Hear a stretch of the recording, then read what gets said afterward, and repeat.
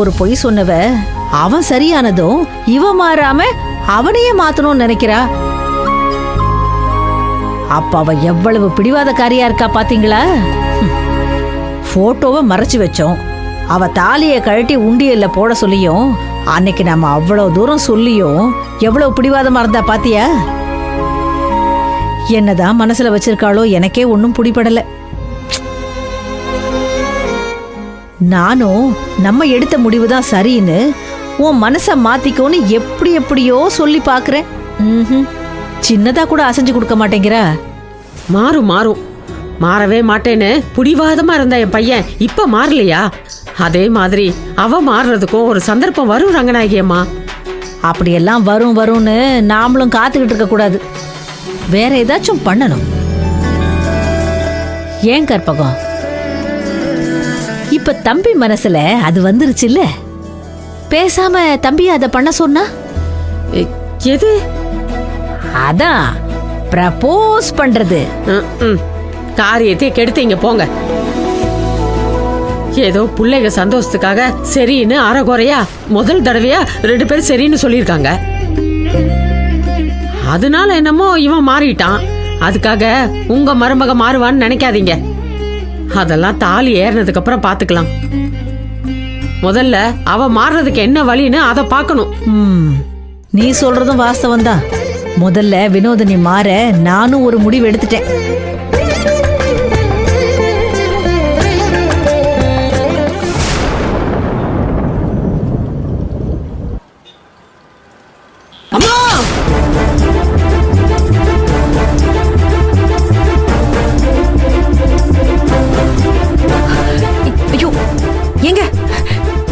என்னங்க பாத்து வரக்கூடாதா? வண்டி ஓட்டும் போது நீங்க என்ன ஞாபகத்துல வந்துட்டு இருக்கீங்க? எனக்கு என்னங்க ஞாபகத்துல இருக்கு? ஏதாவது ஞாபகத்துக்கு வந்துடாதாங்கிற ஞாபகத்துல நான் வந்துட்டு இருந்தேன். ஒரு சின்ன கல்ல ஸ்கிட் ஆனதுனால லேசா. எங்க அடி ஒண்ணும் படல? ஆஹா, அதெல்லாம் ஒண்ணு இல்ல. எங்க நல்லா பாருங்க கொஞ்சம். ஒண்ணு இல்லைங்க. ஐயோ, கையில சிராய்ப்பு இருக்கு. அட, இதெல்லாம் ஒண்ணுமே இல்ல. லேசா மஞ்சள் உரசிட்டோம்னா சரியாயிடும். நல்ல வேளைங்க, இந்த யூனிஃபார்ம் கீழே விடலையே, அதுவே எனக்கு சந்தோஷம். இந்தாங்க, ஆர்மி ஆபீசருக்கு யூனிஃபார்ம் ரெடி. புடிங்க, அட புடிங்க. சரிங்க, இதுக்கு எவ்வளவு ஆச்சு? இதுக்கு தானே 1 லட்சம் ரூபா கொடுங்களேன். பின்ன என்னங்க, ஒரு விளையாட்டுக்கு தான் நான் காசு வேணும்னு கேட்டேன். அதே சொல்லிட்டு இருக்கீங்க. ஒன்னும் வேண்டாம், பையனுக்கு போட்டு பார்த்துட்டு நல்லா இருக்கான்னு சொல்லுங்க, அதுவே எனக்கு போதும். சரிங்க, சாயந்தரம் பையன் கடைக்கு வருவான்.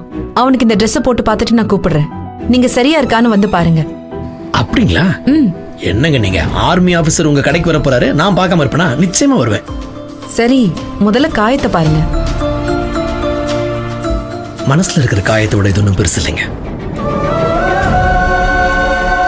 சரிங்க.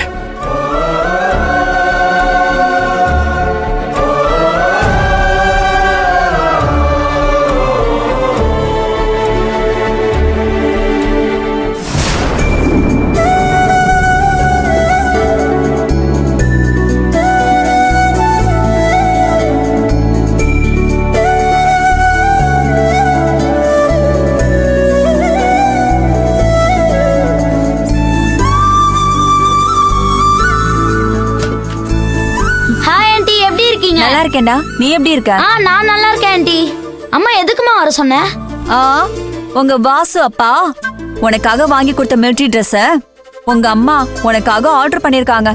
அத உனக்கு போட்டு பார்த்து அழகு பார்க்கலான்னு தான் வர சொல்லிருக்காங்க.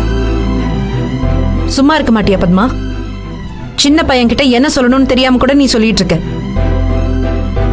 இந்த கௌதம், இத உள்ள போய் போட்டுட்டு வா.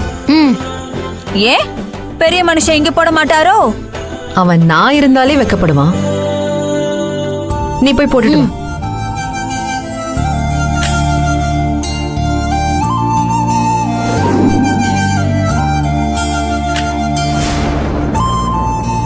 நீங்க வர சொன்னதா சிஸ்டர் சொன்னாங்களே? நீங்க தான் பையன் வந்ததும் கூப்பிட சொன்னீங்கல்ல, அதான். வந்திருக்கனா? எங்க?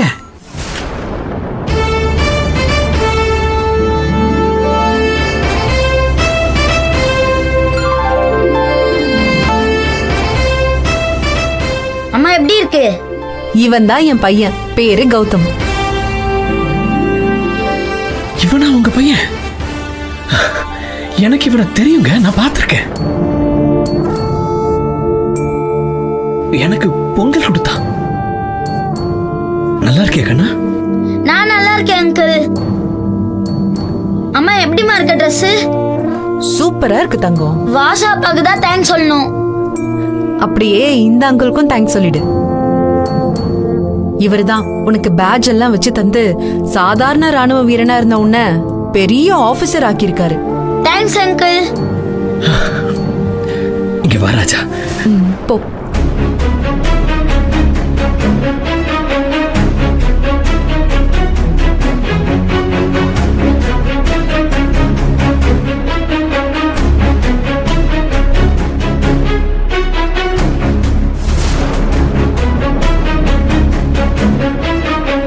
சூப்பரா இருக்க.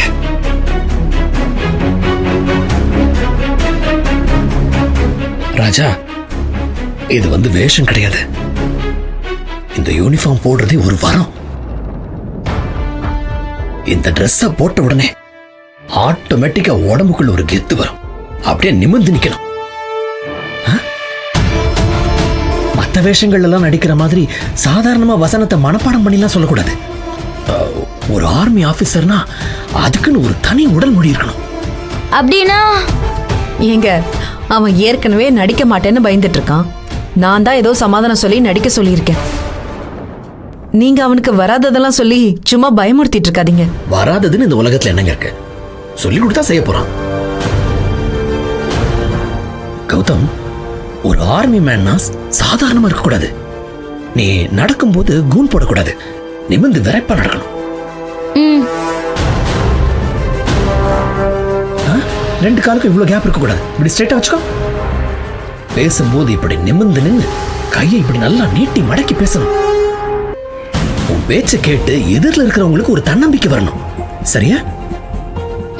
எங்க மார்ச் பாஸ்ட் பண்ணு. அட்டென்ஷன்.